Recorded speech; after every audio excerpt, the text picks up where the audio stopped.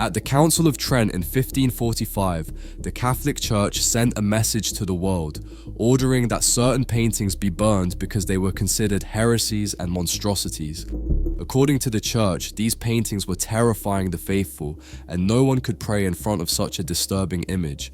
The painting I'm talking about is the three-faced Trinity, in which Jesus is depicted with three faces but sharing one body.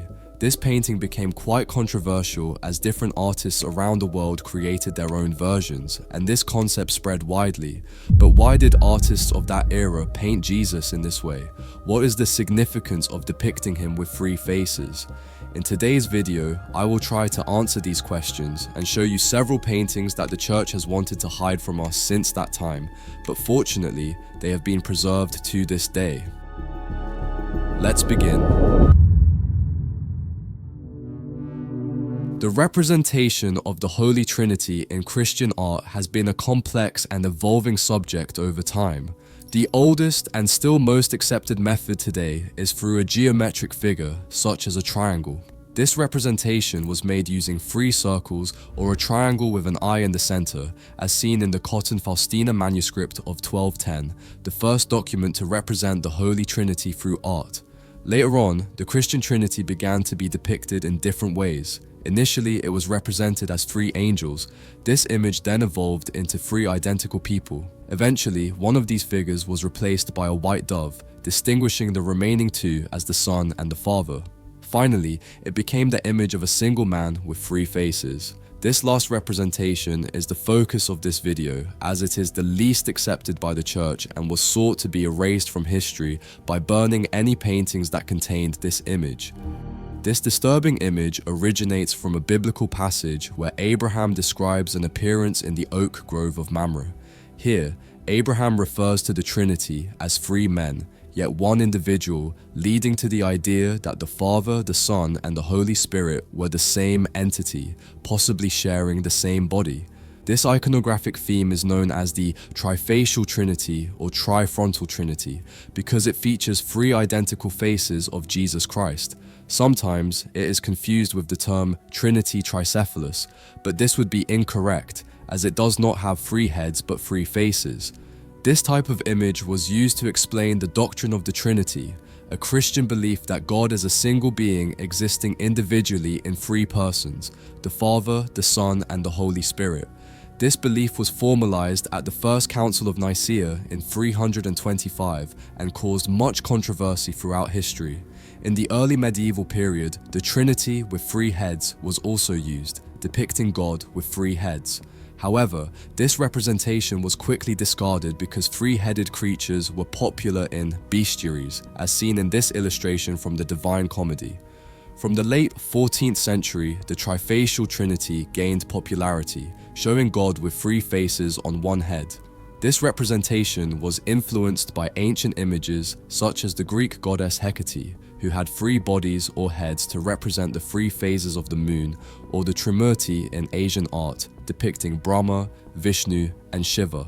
However, both the trifacial Trinity and the three-headed Trinity were viewed negatively by theologians and other guardians of the Christian canon, considering them monstrosities. Finally, opposition to this representation reached the ecclesiastical authorities, and in 1563, at the Council of Trent, it was decided that these paintings should be immediately removed and burned to leave no trace of them. Despite the church's efforts to remove these paintings, it was impossible to conceal all of them.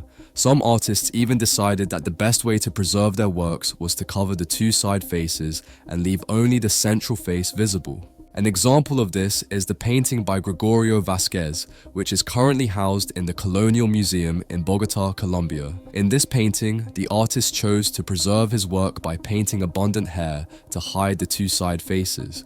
However, almost 400 years after its creation, during an attempt to restore it, it was discovered that Jesus' hair had been painted over later. Upon removing this paint, it was revealed that Jesus had three faces in the original painting.